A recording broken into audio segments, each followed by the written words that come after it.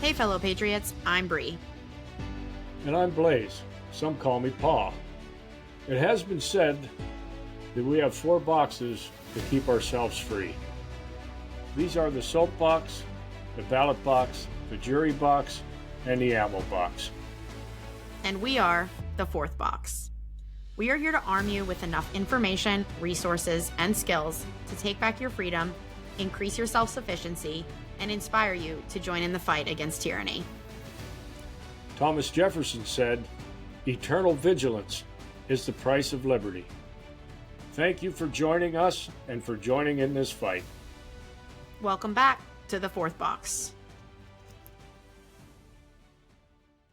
Okay, everybody, welcome back to the 4th box. It is our 106th episode here, and we are coming back as promised at the end of last week's episode with some information from the most recent CSPOA event. I was not able to attend, unfortunately. I hope that, Dad, you sent my regards to everybody out that way. So I'm really just as interested as the audience probably is in hearing what went on out there, because it's just as much a mystery to me as it is to everybody else. So I'm going to let you run with this week's episode and kind of fill us in on all that happened out there and everything like that. So yeah, over to you. Okay. Well, first of all, greetings to everybody joining us on our 106th episode. We're very happy to be coming to you once again. The 4th Box Studios, tucked away safely in the virtual Buckman Tavern. It's a place of patriots gather, and we're certainly glad you're along for the ride tonight.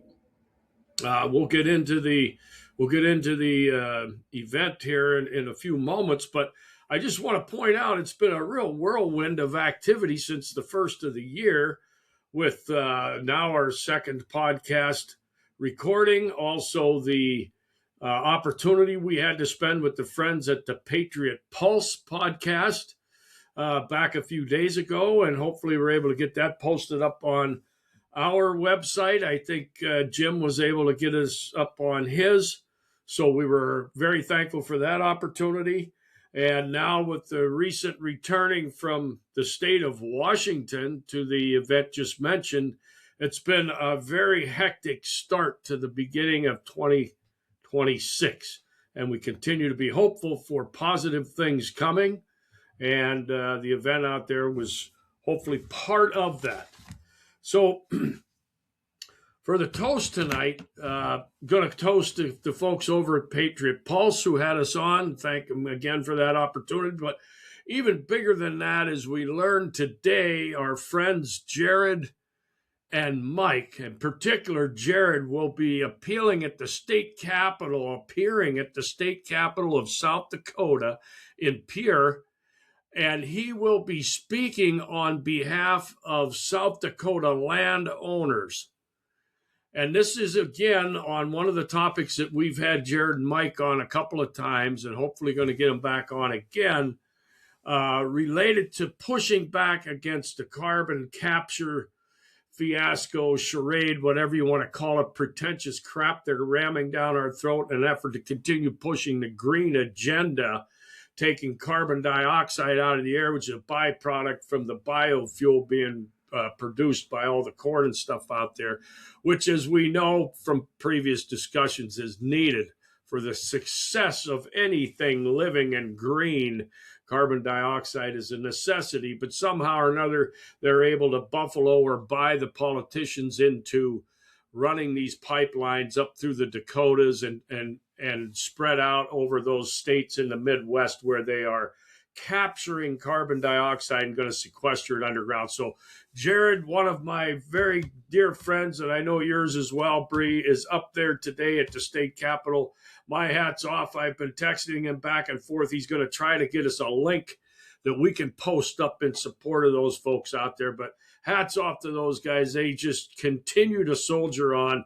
And my glass is raised to those folks up there. Yeah, absolutely. Cheers, guys. Then for my quote tonight, this nation was not founded by habitual group thinkers, but it stands a fair chance of being destroyed by them. And that comes from Barbara Ehrenreich, I believe is how you say her name. I think it's a contemporary person. I found that and thought it to be really great, spot on with Yeah, many of the excellent. things that we've talked about. And I think it also is reflected in part of what we're going to talk about here going into the meeting out in Puyallup, Washington, which is kind of like a suburb of Tacoma, which is really part of the greater Seattle area. I didn't really know all that, but having a couple of days to run around out in that area, I did get the lay of the land a little bit. So Puyallup is the name of the city that there was an event hosted by Pastor Dennis Cummins at the Experience Church. This was a great venue. They have been in support of local and county law enforcement for a very long time. And just behind this meeting, the state government, that being the governor, attorney general, and probably most of the legislative body, because we know that Washington is very much swung toward the communist side, are going to try to legislate away the sheriff's office being elected official in the state of Washington. So Sheriff Mack and Sam and the good folks over at the CSPOA, who have committed themselves wholeheartedly to supporting sheriffs around the country, put together this event in support of county sheriffs in the state of Washington in particular. Keep in mind, there are a couple states already in the United States that have done away with the county sheriff being an elected official, and thereby it is still in office, but it is appointed, which now does not keep the sheriff under the how do we want to say it, under the responsibility of the people. It puts the person under the responsibility or answering to the governor, the attorney general, the legislative body. So instead of answering to the people, the sheriff will no longer be elected by the people if this thing gets pushed through. So it was very interesting. There was Sam and Sheriff and his group. There were several sheriffs from Washington and surrounding states that all had things to say during the course of this meeting. They were again encouraging people to stand up and to demand their state legislative body hold the governor in check. And you know, one of the things, they had a press conference which was held on this last Friday. And of course, it wasn't very well attended by the traditional press, as we would call it, the legacy type media. They weren't there, but there was many podcasters. I've shared some of those with you, and we could probably share some of those on our in our contact information, our website, and so on. But they had a press conference to start with on Friday afternoon.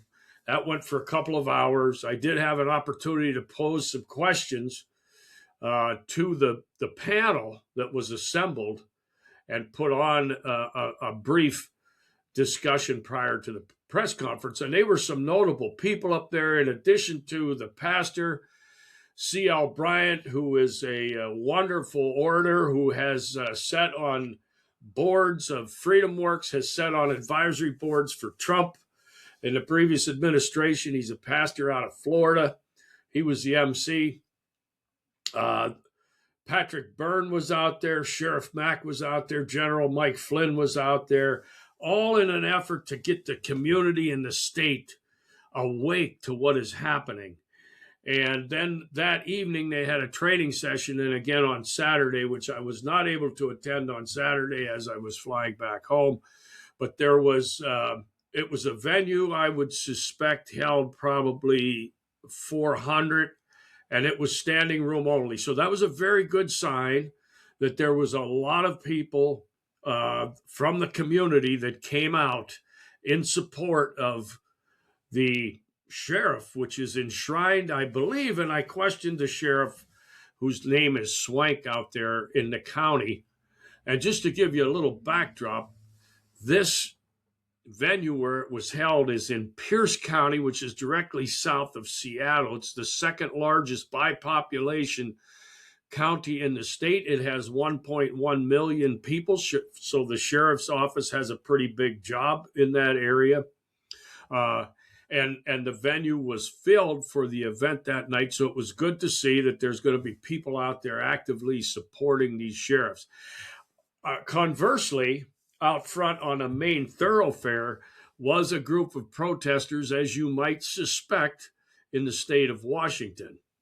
What's really funny, and I think this is part of what you'll see going on around the country in these protests that are going on opposing ICE, most of the people that are out there don't even know what ICE stands for. They have been taught and they have been paid to go out and scream that these people are domestic terrorists and so forth. They have absolutely no understanding that the federal government has delegated authority to maintaining a secure border and immigration, and therefore is required to exercise its lawful authority throughout the country where people have come in illegally, outside of bounds, outside of our prescribed method of becoming a citizen or coming into this country. So what you find out is most of these people have no understanding. Somebody paid them to go out there and scream and holler and hold up a sign, and some of that was evident outside of the venue where we were on Friday for this event. So I know you've got more to say, and I already have a couple questions. I'd like to try and illuminate some of the details further for myself and for our audience. So if I can pause you, let's back up and kind of go through some of these basics. So first things first, before I backtrack more, since you were on the subject of the protesters, was there a reason for protesting directly relevant to what you all were there for, or they were just protesting the ICE stuff as well? They just happened to be nearby. What was the reason for the protest? No, this was in direct opposition to what our group was there promoting. So the word, maybe this is what you were just about to say, but I'm wondering why this would upset someone. Like, what would be the reason for protesting it specifically? What is the benefit? I think you're exactly right, and that's the point I was working on trying to illuminate. Is these folks that are out there protesting, the only thing they know is that if their handlers tell them it's time to protest, they go and protest. They do not understand that by eliminating the sheriff and putting the sheriff under we the people's jurisdiction, this is a layer of insulation between you and poor government. The only thing these people recognize, and I believe that is probably why we have very dim bulbs that are the folks that are showing up as the protesters. They don't even understand what it is that they're bitching about, except that they have been instructed to go out and to present an opposing viewpoint. So they're out there making lots of noise. They're holding up signs. Sheriff Mack and others went out and tried to have a conversation with them, and like is normal, they start chattering and shouting or screaming and name calling, which is kind of the trend line that you see in most of these instances. But they really fail to recognize that a sheriff is there to protect all of us, to protect all of our rights, to protect your right to be standing out on that street protesting. This is provided by your sheriff's office, the protection of your civil rights. So that's what they were there for. They were there in direct opposition because I think there was some signage up and there was some advertisements that were up to law enforcement to come to the meeting, get people from the community. And so, of course, the word leaked out, and we don't ever have to be bashful about us trying to have a meeting to promote our side of the issue. So some of them find out and they rally to the cause. And if they find out that it's in opposition to the agenda, which they are all happy to kneel at the altar of big government. And if it's in opposition to big government, then they're going to come and fight against it. I just wonder, what did their sign say? What were they chanting? Because was it specific to, we don't want like, we want the law to change. We don't want what you're doing to happen. We want the law specifically to change. Or was it just anti-law enforcement? Yeah, that was pretty much it. Anti-law enforcement, which, Okay. there was a lot of that up there in the state of Washington. So these were people that were gathering in support of the sheriff. So without really recognizing, I suspect, I wish I would have taken pictures of them. But I'll tell you, when I left the meeting, it was not completely over, but I had to fly out at 6 o'clock in the morning. So I had to be up at 3. So I left about 9 o'clock, 9:30 from the meeting. And there was probably 100 of these people, and we were on a dead end street. And I thought, well, this is going to be interesting because I got to go through them, and obviously they know where I'm coming from. But I think by that time, their energy level had probably dwindled. I think their allotted time that they were required to be out there to get paid for, or whatever it was, probably. So it was kind of petering out. But I was wondering what was going to be like when I left, because I didn't leave in mass. I left by myself, but there was no reaction, and I probably could have stopped and got some pictures in the afternoon, but I failed to do that. I think, as you suggested, more than anything, they are standing up in opposition to law enforcement, and I think they may have had some idea based on the advertisement that had gone on in the area that it was in support of the sheriff, so they were there in opposition to the sheriff more than anything. Sure, which further elaborates the point that you made, that they don't really know what they're there for. I mean, obviously these people don't understand what you guys are there to do, really. They just see that this is something about sheriffs, which they know are law enforcement officers. So then they're like, well, we don't like any of those guys. So just goes to show, how little information there is. But let's backtrack it a little bit more. So if the sheriff is not an elected position, then what is it? Like, what is the alternative? If the state of Washington has its way, what does that look like? So it'll be a position that is, the requirements to fill it will be spelled out by the state government, and they will then appoint. I'm guessing the way this is going to work, and all the mechanics weren't really visible to us, but it's going to be somebody that's selected by the governor and or the legislative body after they set up a prescribed set of skills or background that is necessary. And then what will happen is that person, that sheriff, will answer to the state government rather than we, the people of that county. So it puts another layer without people contact, we the people contact, and it's the chief law enforcement officer of the county, as described in the Mack Prince case. The CLEO, the chief law enforcement officer of the county, meaning there is nobody in law enforcement that is higher than the sheriff. So now you've taken that away from being responsible to we the people, and you put it with direct line of responsibility to the governor and or the attorney general. The other thing that was curious up there, it was really peculiar to me. They apparently have a county executive administrator who apparently is somehow equal to or over the sheriff already.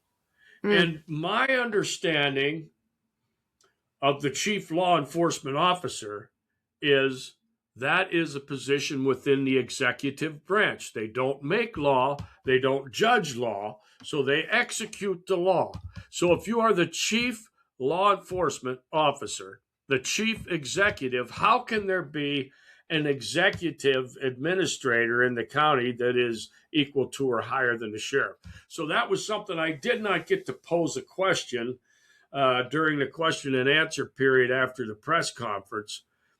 But I did pose the question to the panel, which included up on the stage after the press conference were several sheriffs, Pat Byrne, Mike Flynn, Sheriff Mack, Sam Bushman, and others. And I posed a question to Sheriff Swank from Pierce County, which was where this event took place. And I said, is the office of sheriff enshrined in your state constitution. And unfortunately, this is, I think, again, and I'm not pointing fingers. This guy's a retired police officer who stood for sheriff and ran and made it, and now he's been in office, and now they're trying to do away with it, and he's standing in opposition. But he was not really able to give a very firm answer. I suspect it probably is. I haven't looked it up since I got back home. I suspect the office of sheriff, like it is here in Pennsylvania, it is probably enshrined as an official office of the county. There are others spelled out. You're going to have county commissioners, a treasurer, a judge, all those things. Well, the sheriff is probably enshrined in a state constitution. So my follow-up question to that was, if it is in fact enshrined in your state constitution, how can they legislate that away? It would take an amendment. It would take an internal, the state of Washington, a constitutional convention or meeting to alter the existing constitution. You can't write a law that supersedes the constitution. And unfortunately, they know what they're up against up there. All the judges are communists, liberals, promoting the destruction of the elected governing bodies being a function of the self-governance. They are all opposed to that. So they are very much afraid then that the courts will not uphold any challenge that's made to the constitutionality of the sheriff's office. So then my next follow-up question to that was, well, then why don't you do exactly like Sheriff Mack did and file a lawsuit against those that have superseded the Constitution? And again, I think maybe he wasn't quite prepared for that question, but he said, I'm not allowed to file a lawsuit against other government. And I suppose maybe some of these offices sign a thing like that. But I would continue to argue that they have acted in bad faith. They are not living up to the oath that they swore. They are acting out of bounds and trying to eliminate a constitutionally protected position. And I would file a lawsuit. And I think others on the panel thought that might be the case. But what they're trying to do right now is get enough grassroots support that this doesn't come to be, that they can put enough pressure on the legislative body and then therefore the governor and so forth that intend to try to change this. I think we're going to see similar things going on around the country. Mm-hmm. I think in these places, these lines of divisions only continue to become more clear and more abrupt. And these states that are being run by those committed to tearing down the rule of law, that being our state and federal constitutions, are going to work within their means and say, we have jurisdiction, we're the state legislative body, we're going to do away with it. So there's going to be a fight over this. I would encourage all of us to become familiar with your state constitution and support local law enforcement that answers to the people. My estimation, again, and I know some people have heard me say it, I believe in tearing down the police departments. Put them all in the sheriff's office. That way, everybody in law enforcement is answerable to the people. When they answer to the mayor, such as your municipal police departments, or they answer to the governor, such as your state police department, the people have no leverage. But if it's the sheriff's office and they're out there handing out pinches right and left and whacking everybody in their county, you can change that.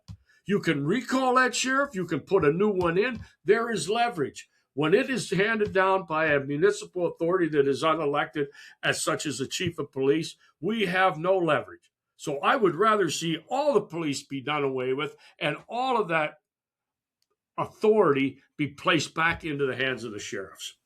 Right. Yeah, I agree with that. I think it's a tough sell when all people are hearing is because you know how that would be sold to the people. It'd be more sheriffs, more law enforcement, not a change. And then you would get the same response that you did out there, where it's just people that are anti-law enforcement generally and don't really have the full picture, don't understand that this means that it would give them a lot more say in what is actually happening and what those law enforcement officers are able to do. I did look up and confirm that In Article 11, Section 5 of the Washington State Constitution, sheriff is explicitly listed as one of the county officers that are elected by the people. So it is delegated in the Washington State Constitution for sure. Yep. So it is, it's another one of these things where we just see the continual breakdown of not just the United States Constitution, but also state constitutions. So the other thing that I wanted to ask is this change potentially being implemented in the future. Is this something that the people would have the opportunity to vote on? Or is it a bill that would, show up in the next local election that people in the area or, countywide people would vote on, or statewide perhaps? Or is this just something that would be handled at the level of state representatives, governors, and they're making decisions without the voice of the people involved? Well, that's a great question. I'm not really sure how the mechanics are going to work. It sounded like it was going to be something that's going to be handed out by the Attorney General's office. Now, whether or not that takes the state legislative body to create the opportunity for that to happen. But the concern is that the makeup of the state, like in many of these states, New York, Illinois, California, perhaps Massachusetts, New Jersey, that the makeup of these legislative bodies is so far swung to the removal of the people having an influence on self-governance. In other words, they're promoting communism, socialism, statism, totalitarian government, that even if it is something that's turned over to the people through a vote, like here in Pennsylvania, many of our laws are significantly affected by the population centers, that being Philadelphia, Pittsburgh, and so on. So there, even though the mass area is not in favor, the population centers control these votes in many cases, and I suspect that that's what they're afraid of in Washington. So they rely on the Constitution to protect these positions that are enshrined therein, where the commies are trying to use subterfuge and statutes to alter constitutions. That's not the way it's supposed to work. And they really believe that the courts won't support them if it does come to a court thing. Now, whether or not, if you kick it all the way out, if you can't get a resolution at the state, which is really where it's supposed to be handled, the states are supposed to be independent and have their own. But I suppose you could take it to the U.S. Supreme Court, which is what happened in the instance of Sheriff Mack. But that was a mandate that was handed down by a federal agency. See, this is something they could refuse to hear it. That's something you guys at the state level are going to have to hear. But I would suggest that if state constitutions are being altered without the means subscribed therein, and the courts don't support the method that's already spelled out, that the courts themselves are operating in violation of the Constitution, and perhaps it needs to be kicked to another level. And who knows if the Supreme Court would even rule on it fairly. Right. Because I think we've found other instances where this hasn't happened. Right. Yeah. That's interesting. And it's crazy. I mean, you could certainly see how it could fall into like the Supreme Court's jurisdiction, because it's the United States Constitution that protects the state constitutions and that grants them authority. And if the governing officials in that state are not upholding their state's constitution, then kind of is the federal government's job to protect that, right? 100%. And that's what we talked about when we were on with the Patriot Pulse folks. The federal government, in I believe it's Article 4, and I think it's Section 4, the fourth paragraph, is charged with maintaining a Republican form of government for all the states. So if your state is no longer operating under the Constitution that they have for themselves to maintain a Republican form of government, then the federal government has jurisdiction, because the federal government is charged with every state being provided a Republican form of government. And of course, since almost nobody, identifies our government as a republic. I think these things have been so watered down over the years. It's always called a democracy. It's always called democracy. But right, as we've mentioned many times as we discussed the Constitution, nowhere in that document does the word democracy appear.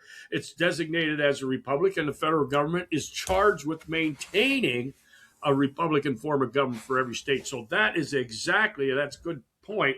That is exactly where I say this thing should be able to go to the federal level, because they are charged with making sure that every state has a Republican form of government.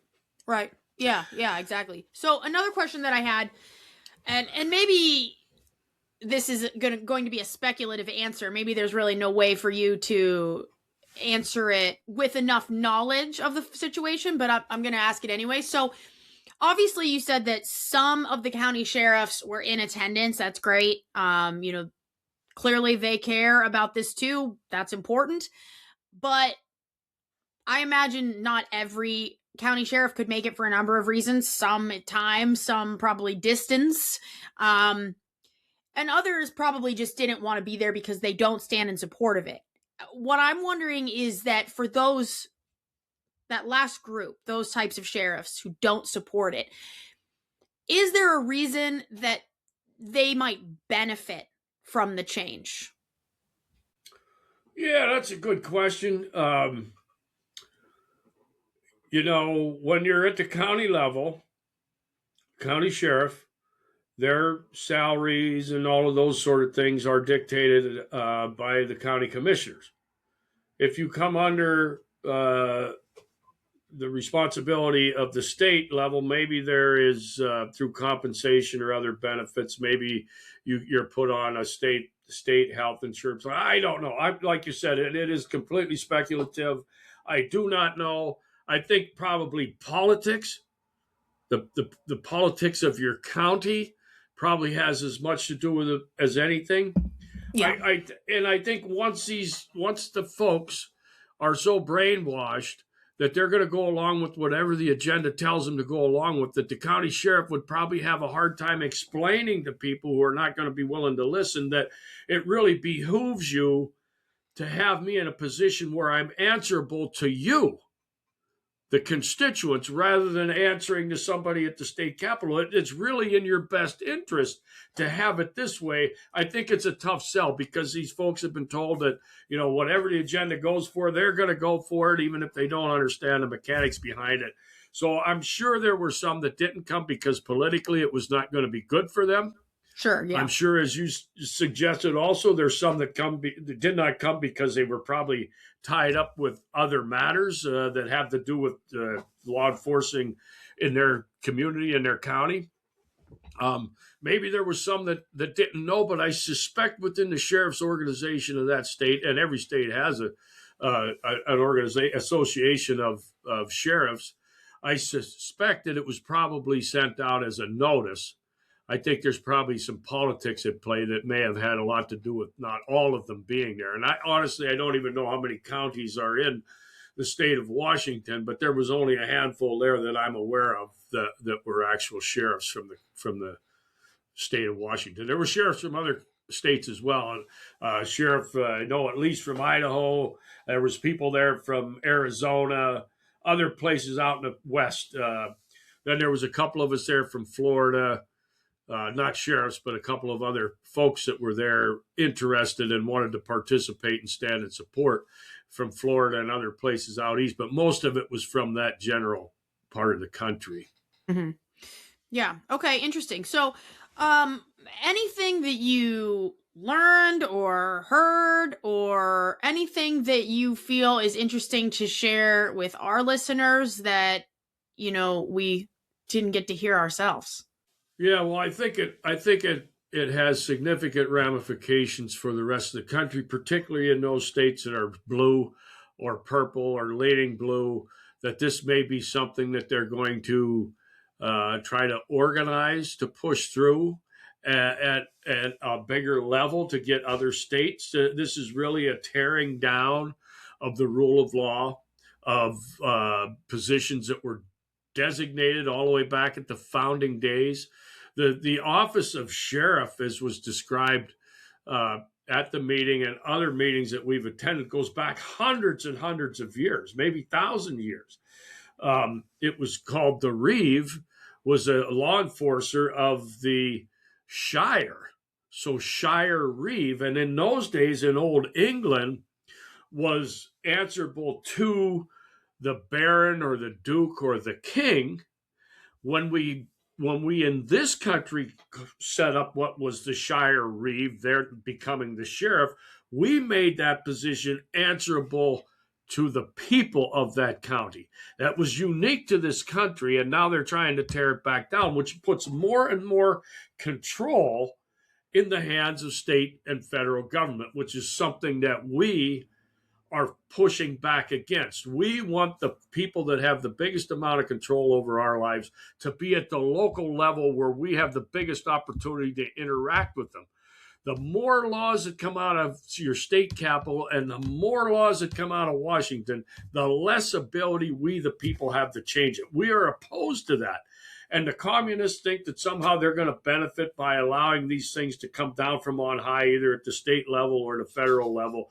Just really are very short-sighted, but they are revved up and they're energized. And I think more than anything, this group was out there trying to get people to understand that it is in all of our best interest to keep local authority, to keep the power in the hands of local elected officials, county elected officials, because you now have the biggest opportunity to influence those people. Once it gets taken away and it's up on a higher level at the state or at the federal, I would rather say a lower level because they're supposed to be significantly smaller. But once it gets to those other levels, we have significantly less chance of changing it back in our favor. Of course, yeah. It's so interesting because this point that you made, about the Shire Reeve and where that came from and how we made this really big change and we created this split between us and the country that we left in searching for freedom and creating freedom here.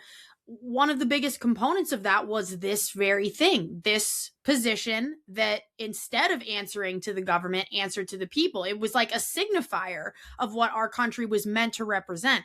It's very telling that that's something that we're now seeking to get rid of or go back to what it was in the country that our ancestors left. I mean, isn't that something? The very thing we left behind, we're trying to return to, and yet it will be painted to the people as being in their best interest without their knowledge.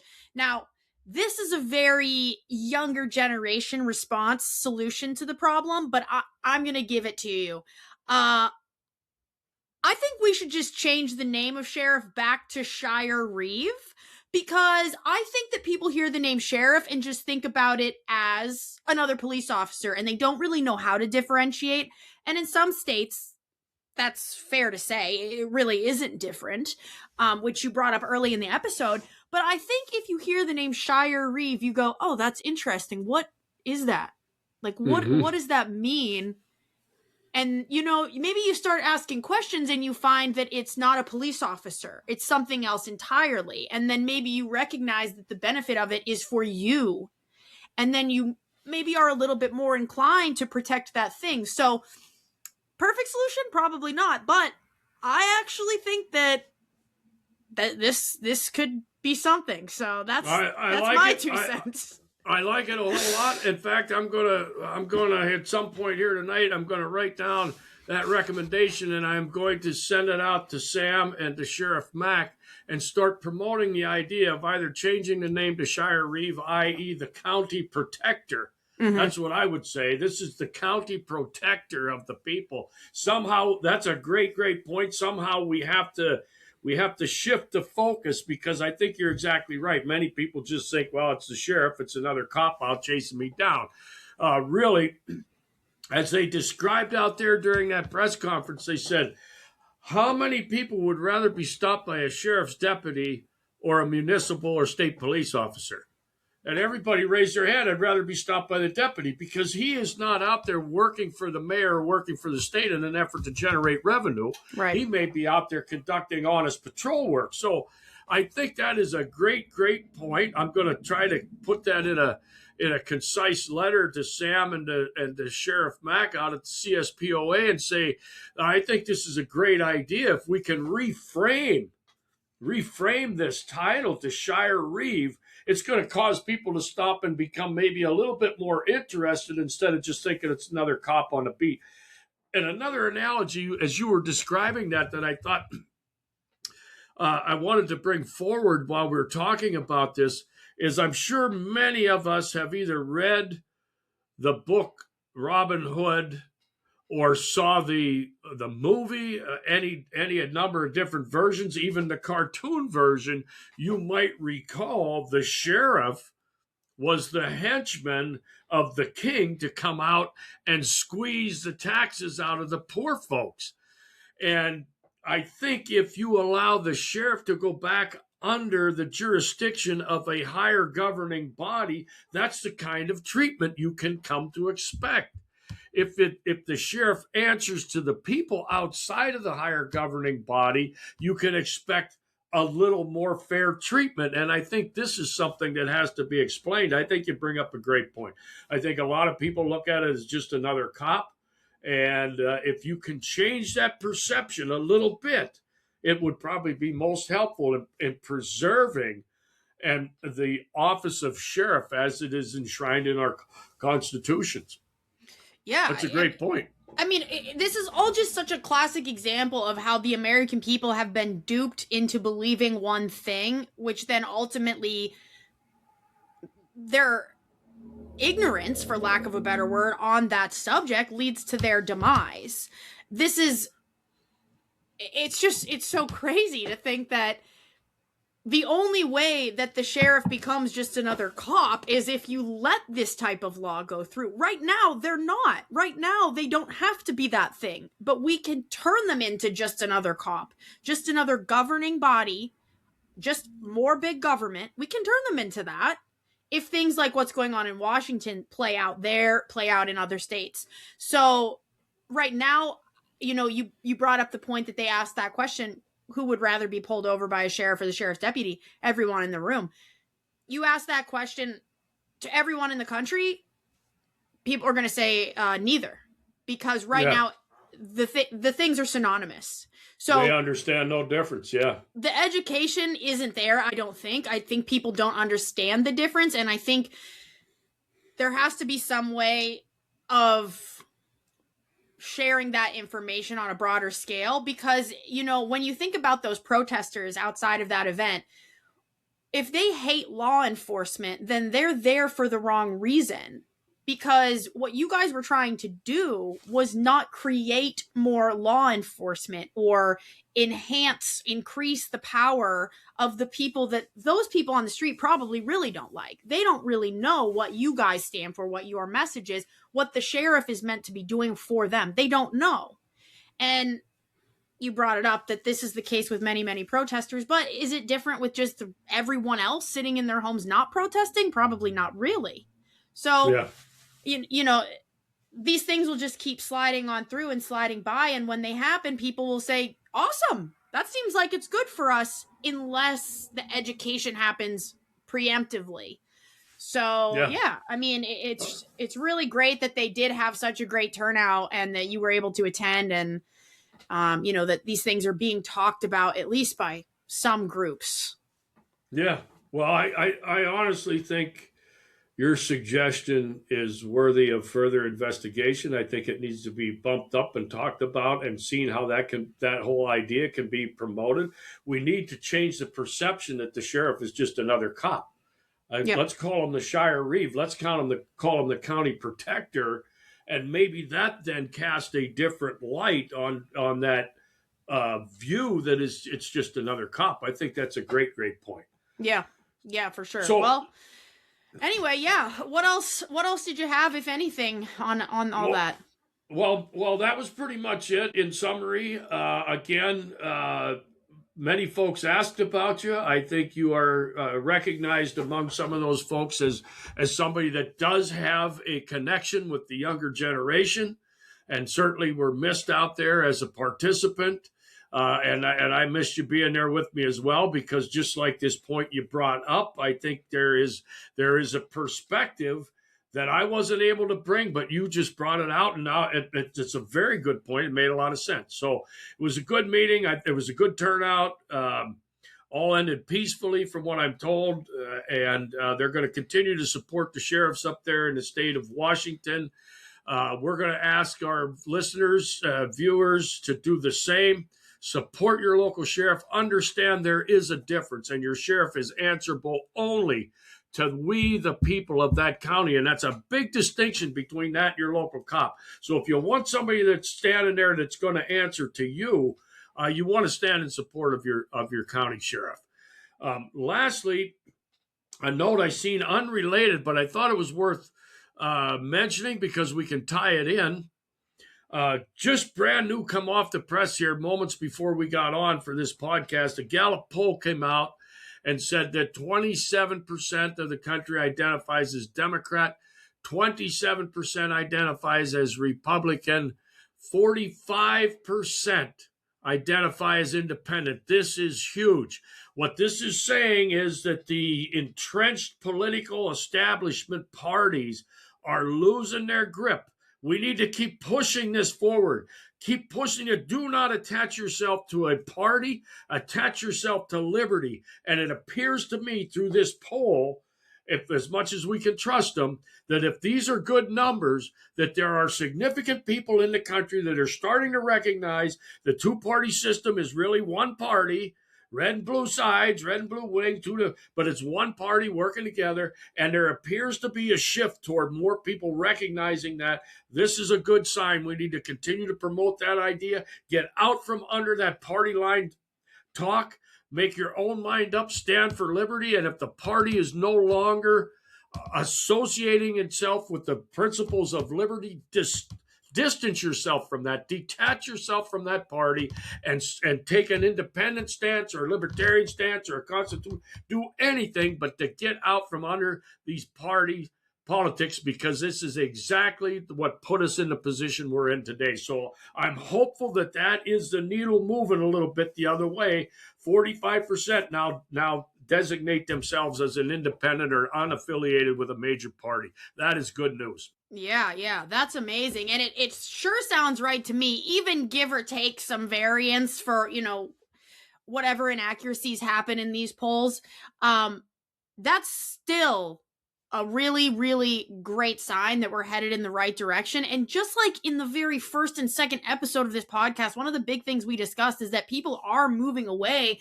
They're in this kind of gray area in the middle, and they don't know where to go and what to latch onto. And just to kind of loop it all together here, reframing things, I think, is going to be more important now than ever. Not just reframing the idea of the sheriff, but reframing some of these other concepts that have been a part of this country's history since its founding. I think, as I've discussed, it can feel a little old, a little boring, a little uninteresting, and people just don't cling to it. I think we can reframe ideas that are old into just new, putting a new light on it. We're not changing anything. I think we just need to be thinking about how to make this stuff a little bit more spicy so we can grab the attention of people when everyone has this very short attention span now. How do we get their attention on these things and go, hey, no, this is actually really cool. Just take the time to understand it, even if it's one subject, even if it's one thing. Listen to this. Have you ever heard Shire Reeve? What is that? Okay, well, that same reframing, we can do that for all sorts of different conversations when we look at the Constitution and things that are built in to our country's founding and things that we should have today. I think if we think about ways that we can reframe some of these old-timey ideas, make them a little bit less boring, then all of these 40-some% people in the middle that don't know where to go can maybe find some reignition and be excited again about the same things that our founders were excited about. I think it's a great point. I'm going to make some calls or send some emails, so you might end up being recontacted because I like the way you framed all that. I think that's I think that's worth being heard, and it's certainly a perspective coming from. I never would have made that observation, but I think it's valid. So I'm going to share that. I'm going to pass that along and see if anything can be done from within the organization of constitutional sheriffs and peace officers to maybe promote that whole idea and at least try to reframe how a sheriff is viewed. Yeah. Awesome. Yeah. Exactly. Well, nothing else from me this week. We've got a couple more guests lined up for the next few weeks, so should be good stuff ahead. But if nothing else from you, I'll let you close us out. Yeah, so I have first another quote and then a verse to close us out tonight, because I think during these times when we see the things going on the streets that we do, we need a call to unity. We need somebody to rise above the fray. We need peacemakers to tone down the rhetoric and to bring us to the table and talk about things in a sensible manner instead of talking about shooting each other and ramming each other with cars. So my first piece is, we must learn to live together as brothers or we will perish together as fools. That was Martin Luther King. And then for my Bible verse tonight, how good and pleasant it is when God's people live together in unity. And that is Psalm 133, verse number 1. So I'm glad to bring you the report from out there. I think it was positive. I think your take on it may add some additional benefit, and we're going to keep plugging away for self-governance and self-liberty. And until next week, stay vigilant. Good night, everybody.